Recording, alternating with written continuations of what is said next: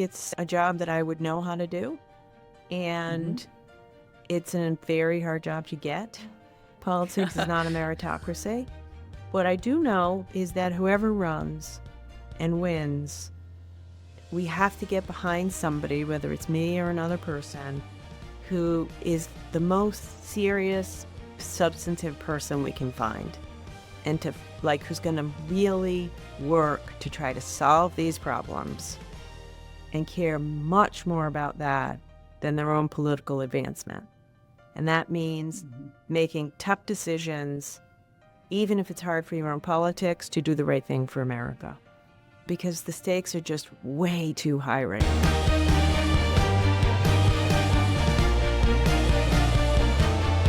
Hi, everyone, and welcome to How She Does It, where we spotlight ambitious and talented women who've built meaningful careers with impact. And we ask them how they do it. I'm Karen Feinerman. I'm a longtime Wall Street investor, a mom of four, and a panelist on CNBC's Fast Money. Gina Raimondo's story is nothing short of incredible. She was raised in a working-class family in Rhode Island. She is the granddaughter of Italian immigrants, and her father worked at a watch factory until he was laid off. As a young woman, she was incredibly driven, valedictorian of her high school, graduate of Harvard and Yale Law, Rhodes Scholar at Oxford, venture capitalist, and two-time governor of Rhode Island. She made her biggest impact so far as the first female commerce secretary. She was tasked with making America a leader in the global race for technological prowess, as well as working to ensure America's security. Given her experience, it's no surprise she's often mentioned as a possible candidate for higher office. When we connected in mid-December, we spoke about her tenure as Commerce Secretary, what her children thought of her high-powered jobs, and her thoughts on potentially throwing her hat in the ring for president. This was a fascinating conversation. Hope you enjoy. So, Gina, thank you so much for being here. This is really exciting for me to get some time to talk to you. It's my pleasure. I'm an admirer of yours, and this is a great thing to do. Oh, thank you. Okay, so it has been a year since you stepped down as Secretary of Commerce. Have you had time to process it, and sort of what stands out to you when you think about that time? It's a great question. I said to myself when I got out January 21st that I was going to take a chunk of time and do nothing. Somehow I took about 2 days and have been an incredibly busy person with different corporate boards. I'm here at the Council on Foreign Relations, busy. So I have reflected, although I had failed in my mission of pausing to reflect. You know what I have been spending a lot of time doing, very candidly, is just asking myself, all right, Gina, it's a new season of life. I'm 54. I've been blessed with incredible success. What is it that I want to do, right? And really trying to push myself to say, where are your skills? What makes you happy? What are you really that much better at? What brings you joy? I'm not sure that I have fully answered the question, but it's the first time I've allowed myself to ask the questions, and I love it. I love the process. Are there things that you ruled out that maybe you would have thought you would consider, but you're like, no, that doesn't bring me joy? The one thing I realized about myself, and thus have ruled out, I don't want to do something full-time profit-making. Prior to public service, I had a career in the venture capital business. I'm a Democrat, but who is proudly for commercial enterprises and capitalism. So it's not that I'm against it. I just decided it doesn't motivate me enough to leap out of bed every day and get to work. So I've been given a few CEO of company opportunities, and I've said no to those. And that isn't where I want to go at this point in my life. I'd like to run something, but more kind of purpose-driven or socially motivated. So you're the grandchild of Italian immigrants, your parents, Joseph and Josephine, which I love that. They're actually Giuseppe and Giuseppina. Ah, okay. That's even better, right? Actually. Yeah. So they raised you in Smithfield, Rhode Island. What did you want to do professionally? Did you think you'd be Commerce Secretary when you were 8? What'd you think? No, truth be told, and this is an interesting thing. It relates to why I'm spending time now to do this soul searching I mentioned. We were taught to just work relentlessly and to be your best, but to give back and to get ahead and to honor the sacrifices of your relatives who didn't have the opportunities that you had. So at 8, 10, even 18 years old, I didn't know what I wanted to do, but I knew I was where I was because my aunts, who were immigrants, worked in the mills at night in the cold in Lawrence, Massachusetts, so that I could have these opportunities, and I was going to honor that sacrifice and achieve my potential. Well, you certainly did. I mean, the sort of list of superlatives, honors on your resume, I mean, valedictorian of your high school, Harvard magna cum laude, Rhodes Scholar at Oxford, Yale Law School. It's kind of extraordinary. That must have been then an incredible driver. Did you ever fail at anything? I mean, I hate that question because when you look at the resume, not really. But if I were to ask myself, what did you fail on? I don't know, maybe I should have taken more risk at some point in time. But I have felt very happy with the way things have turned out. All right. Well, okay, so just addressing that risk issue, you played rugby. True. Which, okay, our viewers can't see you, but you're not enormous, let's just say. Right. And so rugby in general, that's a big risk. In particular for you, I would think that would be an even bigger risk. So how did that happen? Funny. Okay, so I will say this. I was the first class of boys and girls to go to that high school. It was an all-boys school. So as the first graduating class, and you said I was valedictorian, so girl to do that.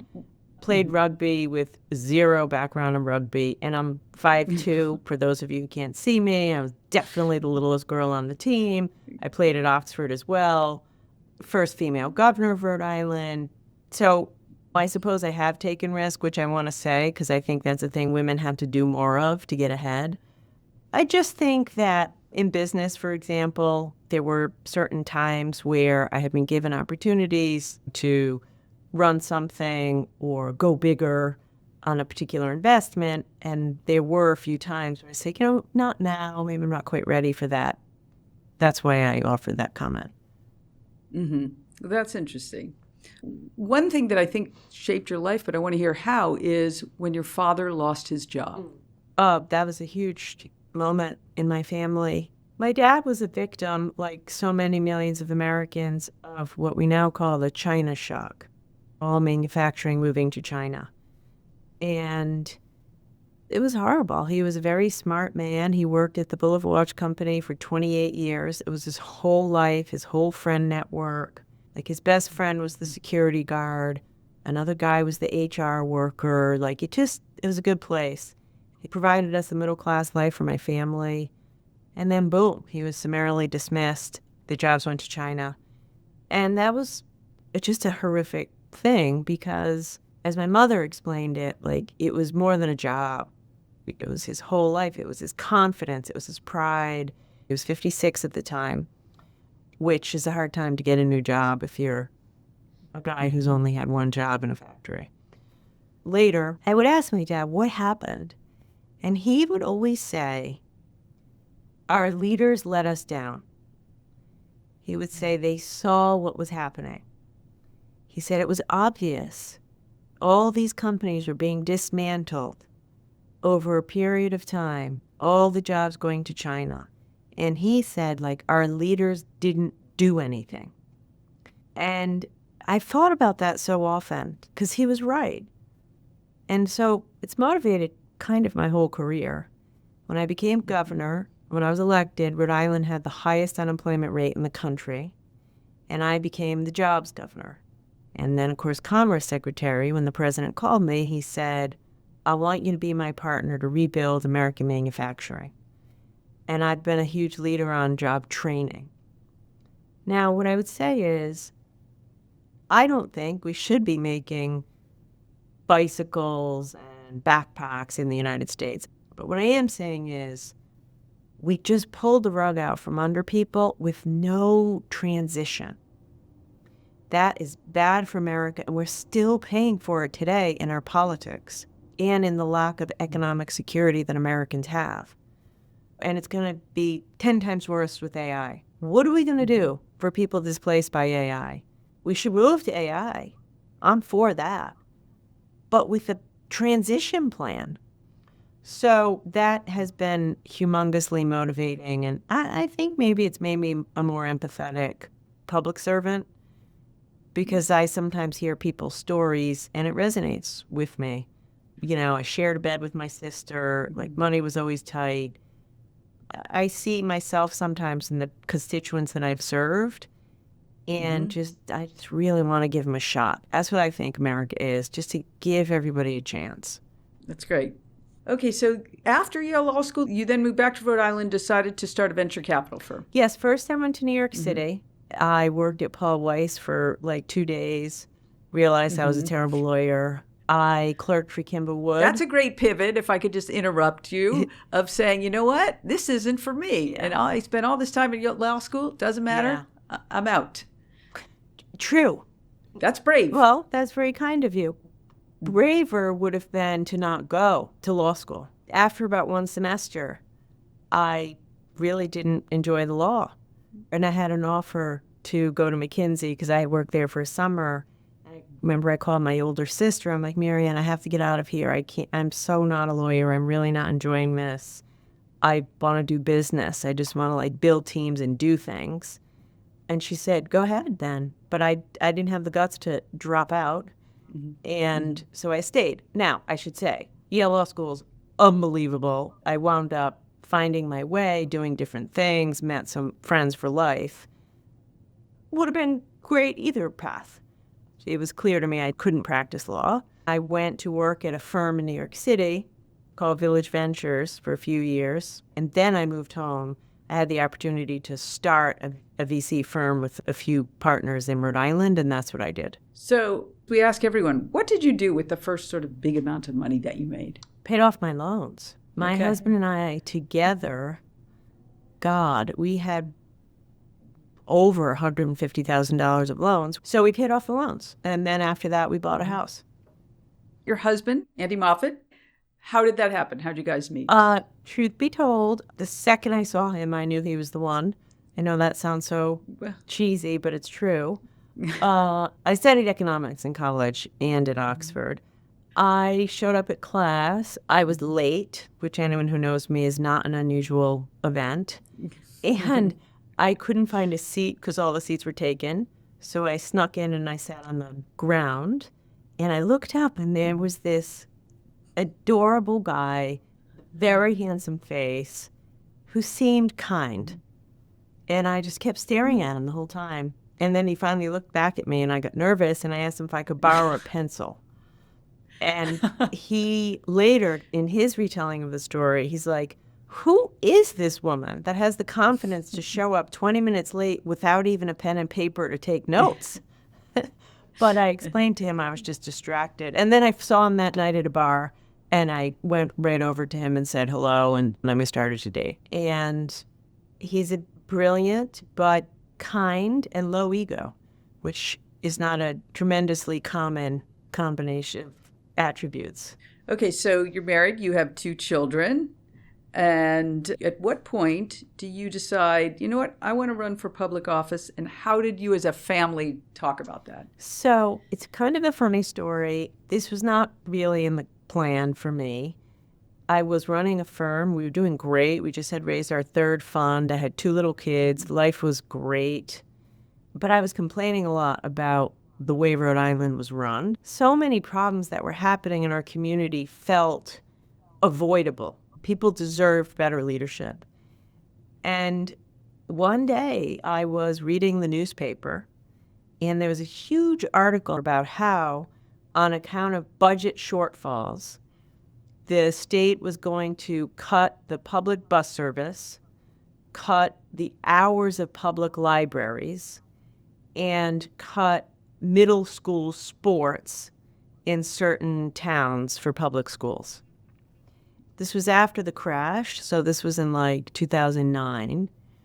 So pension assets were depressed, and all the money from the budget was shuffled into those pensions. And I said, this is wrong. I said to my husband, like, this is wrong. I have to do something about it. And he said, you should run for state treasurer. He's like, Gina, there's an open seat. The guy running for treasurer is running for governor. Give it a try. So I did, which was truly crazy. I mean, like, I had zero political background. My family was anti-politics. I had a 3-year-old and a 5-year-old. I was partner in a business. Like, it was craziness. But I did it, and I won. So maybe it's good you didn't know any, I don't know what I don't know. Oh, my God, yeah. Okay, so I'm always curious. What did your kids think your job was when you were both treasurer and governor? So when I was treasurer, the kids were little. And I remember once listening to the kids, my son actually in the back of the car, and still in the car seat. And his friend was like, what does your mom do? And so my ears perked up. I wanted to hear. And Tommy said, well, my mom works in a castle. Because I worked at the State House. And in his mind, and he's like, wow, what does she do at the castle? And Tom was like, man, my mom runs the castle. So he was clueless. And my daughter was clueless, too. I don't think they knew, really, at that stage. When I became governor, they were totally for it. My whole family was so, honestly, just proud of me. That's such a funny story. I picture you driving up to the castle in a Volvo or whatever. Totally and true. Waiting for the drawbridge to come down. And then there you go to your job. Okay, and then you're governor. They're a little bit older then. When you're the governor, you deal with everything. I was the governor during COVID. I was the governor during George Floyd civil unrest, which was very intense in Rhode Island.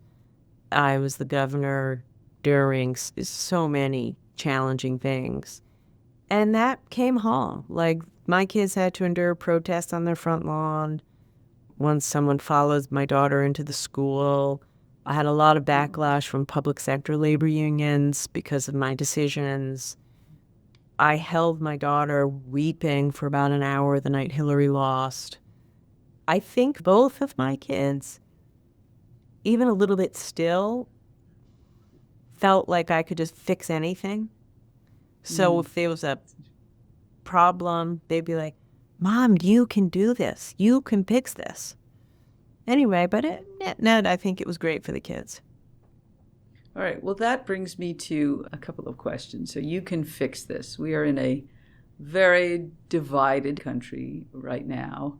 And thinking about next leaders, I've heard you say you would consider running for president. How do you feel about that?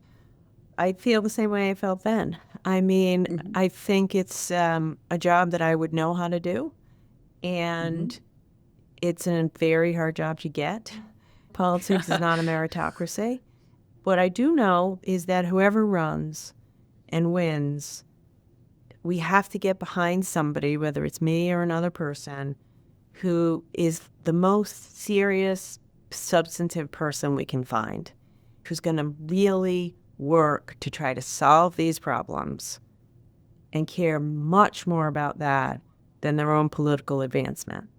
And that means making tough decisions, even if it's hard for your own politics, to do the right thing for America. Because the stakes are just way too high right now. So I don't know. It's 4 years away. There's interesting people running. I want to serve the country. I'm a patriot. I love service, and I'm just going to see how I can serve.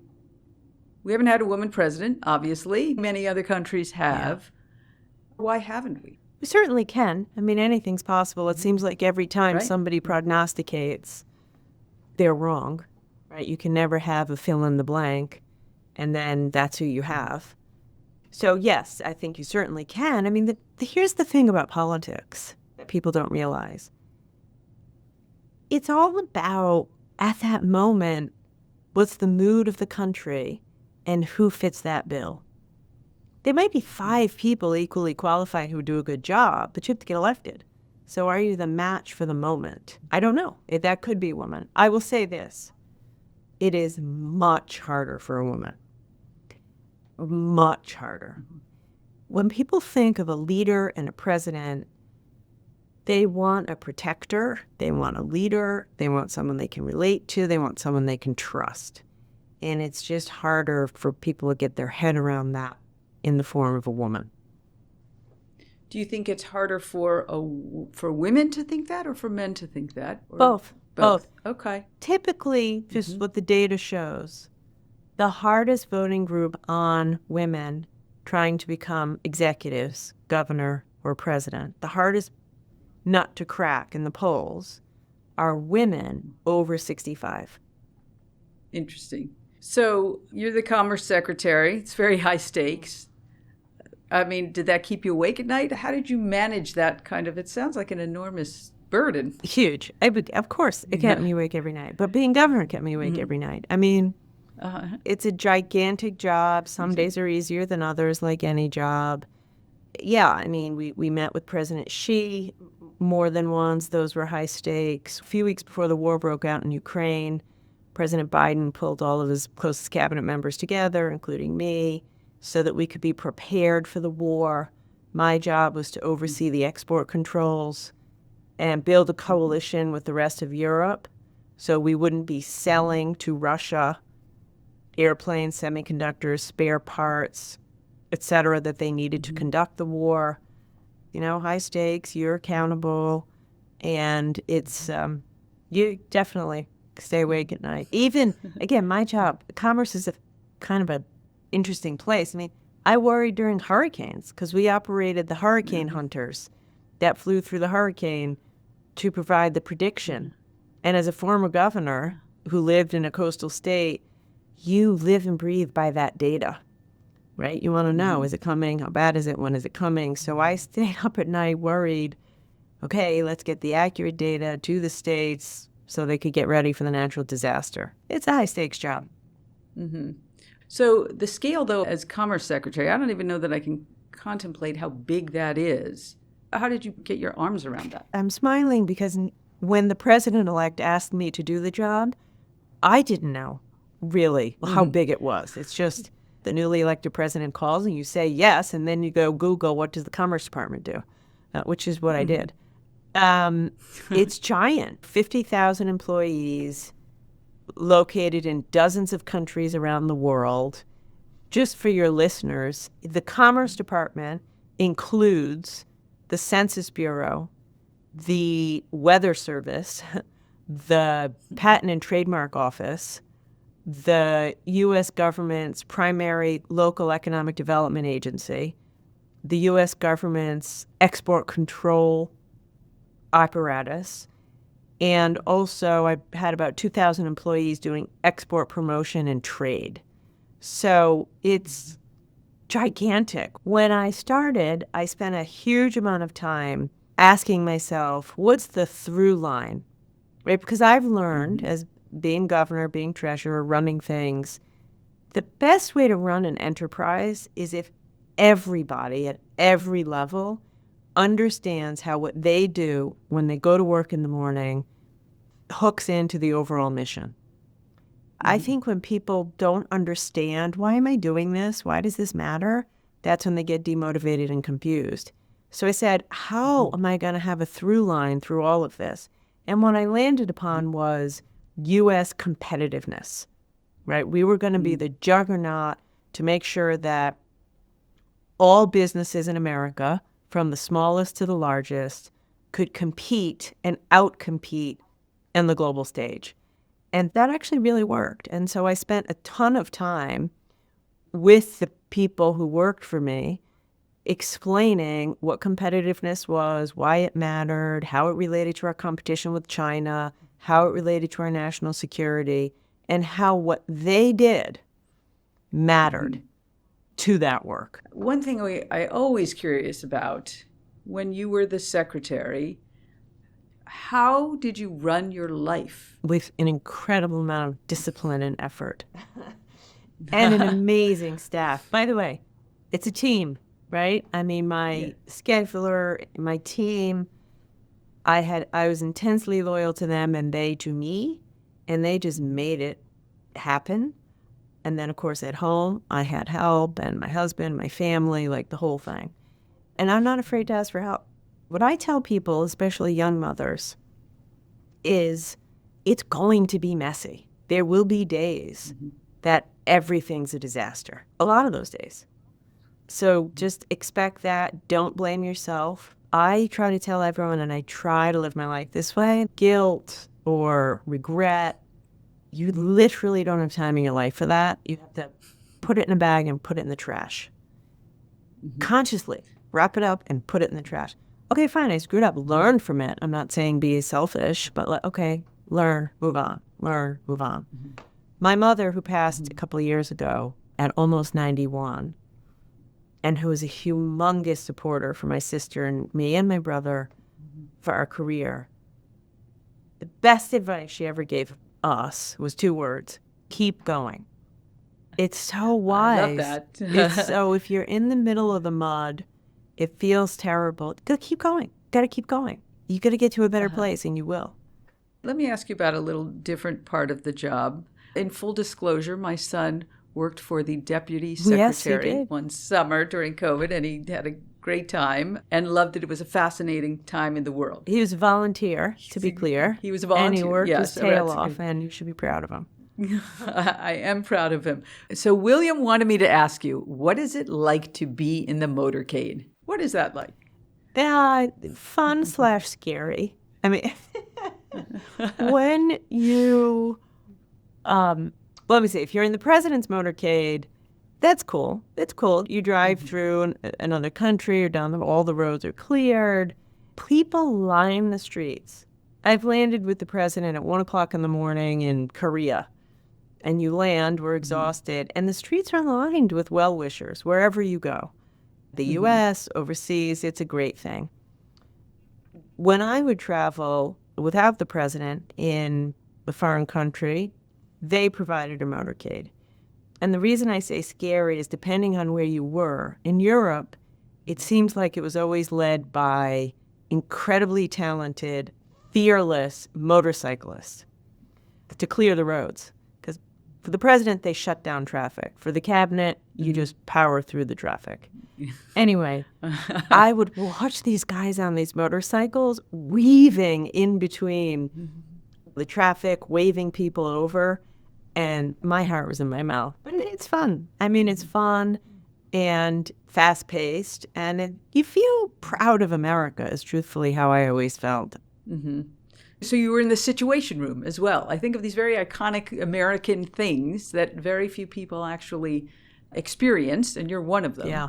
What's that like? Heavy. You know, I've been in the Situation Room many times. You only are in the Situation Room for the most serious of decisions.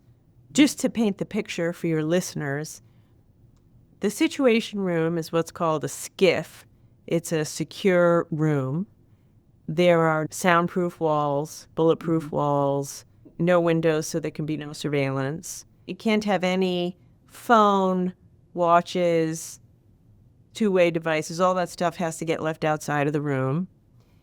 And, you know, the president or whoever's running the meeting sits at the head of the table and the cabinet is around the table.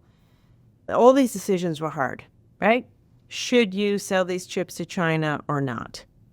How deep should we deny Russia? Like, should we deny them food? Should we deny them medical devices? Should we deny them auto parts? Or should we just deny them spare parts for weapons? Like, this, so many different, really tough decisions where I'm not positive there's a right answer. At least you don't know the right answer when you're sitting there. So I always felt that my job was to just give the president the best advice that I could and let him make the ultimate decision. But you have a pit in your stomach for sure, because Hoping for the least bad answer. you never have enough information, right? Like, these are decisions where you have to make a call in a short period of time without enough information, with maybe not good information. And at the end of the day, one lesson I learned, like, foreign policy is still personal. You have to remember, whoever's running the other country is a human being with their own emotions, pride, political interests. And so when you're making these decisions, it's not just the technical analysis or the economic analysis. It's also the human analysis and judgment and political analysis and judgment, which I always, as a politician myself and former governor, I always try to weave in my judgment to provide the best advice I could to the boss. Did you ever sort of toggle between, oh my God, I can't believe I'm in here, and all right, I got a serious job to do. Let's just focus on this? Mostly just felt like I have a serious job to do. I have to get it done. I mean, I definitely had a pit in my stomach many times because you can't believe you are the one that the President of the United States is relying upon to make this massively consequential global decision. So it was really just, holy shit, I hope I get this right. That's what it was. Mm-hmm. Maybe you can't say, but you look back on any of them and go, you know what, I made the wrong decision there, or, oh, we really made the right decision there. Yes, I'm sure. But if I'm being very honest, there were a few times where I advocated for a position and the decision that was made wasn't consistent with what I thought should happen. And in retrospect, there were a couple of times where I wish I had pounded the table harder. Mm-hmm. Because with the passage of time, in those cases, my view was the right one. But at the time, again, it's just hard to know. And so in retrospect, I wish a couple times I had really pushed for something. Mm-hmm. Okay, so let's talk about the national security part. It's very front and center. What are your thoughts on how we make the nation more secure? The role of the Commerce Department, the way I thought about it, was all about economic security, which I think is just as important as military strength. So obviously the Defense Department was military weapons, satellites, drones, surveillance, intelligence gathering. We didn't do that. But we had a very explicit national security strategy, which we developed for the Commerce Department. 2 parts, offense, defense. Fundamentally, the way to outcompete China and secure America is just to be better, to have better chips, better AI, faster innovation, better infrastructure, better economy. So everything we did was to try to help American businesses, like I said, out-innovate. I shepherded the CHIPS Act. We made huge investments in innovation. Also, to the extent we could, defense, which was mostly export controls, mostly denying China and Russia our most sophisticated AI, biotech, chips, etc. But I always maintained and was criticized for my position. You can't really hold China back. You can, but it's a speed bump, not a real harness. So it's good, throw sand in the gears. You want to slow. But fundamentally, it's like, I know your kids do sports. I've done sports. Like, how do you win? Like, train more, work harder, run faster, be more disciplined. And that's what I try to focus on. All right, so right now, this is very much in the news, exactly what we're talking about. There has been some back and forth, and NVIDIA, for example, was allowed to sell some of their advanced, but not most advanced, chips to China. What do you think about that? NVIDIA is a great company. I know the CEO very well. I think he's a patriot. I worked with him extensively. And I'm glad that they're the leader. That being said, I strongly disfavor an approach, and this is on the government, not on the company, that says you can sell these chips if you share X% of the revenue or profit with the government. It's like our national security is not for sale. There's not a price tag on protecting the American people. There shouldn't be. So what you have to do, and of course, I don't know, I haven't been there in a year, so I'd have to really dig in and figure out, are these chips the most cutting edge, et cetera? So they have to do that analysis. But here's what I do know. Either they should be allowed or they shouldn't be allowed. They shouldn't be allowed for a price. You see what I'm saying? And I think that is a terrible precedent and a terrible message to the world. All right, so let me pivot a little bit. So the CHIPS Act, 2022, one of the most high-profile investments would have to be the Intel investment. What were you hoping to achieve there? And secondly, this administration has taken a different tactic. What do you think? Intel is America's only company that can make leading edge chips. So as far as I saw it didn't really seem like we had a choice. We had to get behind Intel and invest in their success. The time we made the investment, we knew they were struggling. Like, that was not a secret. But we said, there's only 3 companies in the world, Samsung, Intel, and TSMC, capable of manufacturing these chips. And it was not an option to not invest in the American one. So we took bets on all of them, the Korean company, the Taiwanese company, and the American company.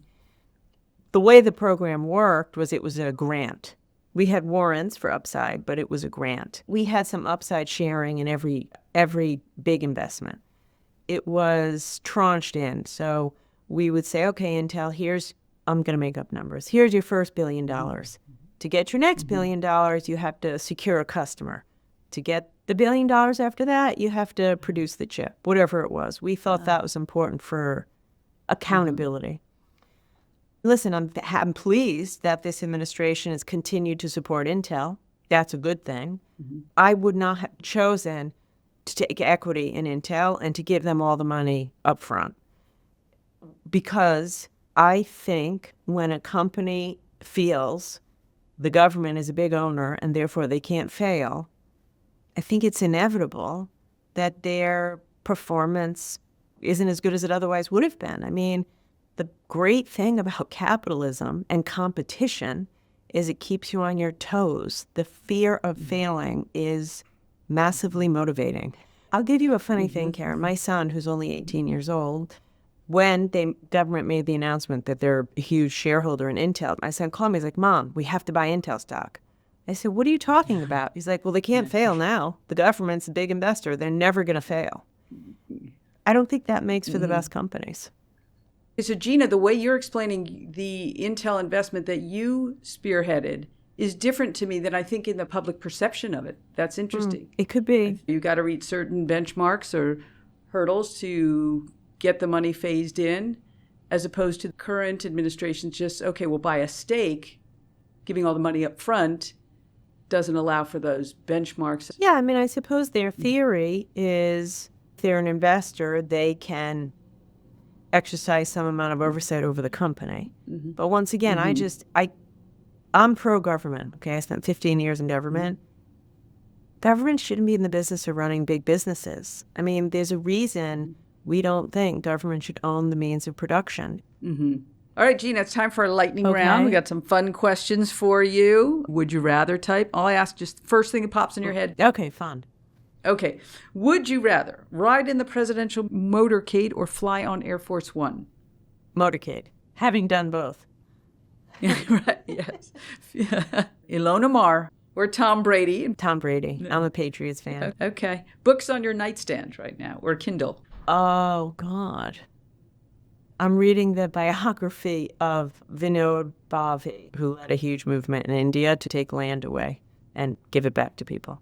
Okay, I haven't heard that one before. That's why I paused. Okay. Okay, would you rather Dell's lemonade or Narragansett beer? Oh, my God. Dell's lemonade. What is the perk you missed most about being Commerce Secretary?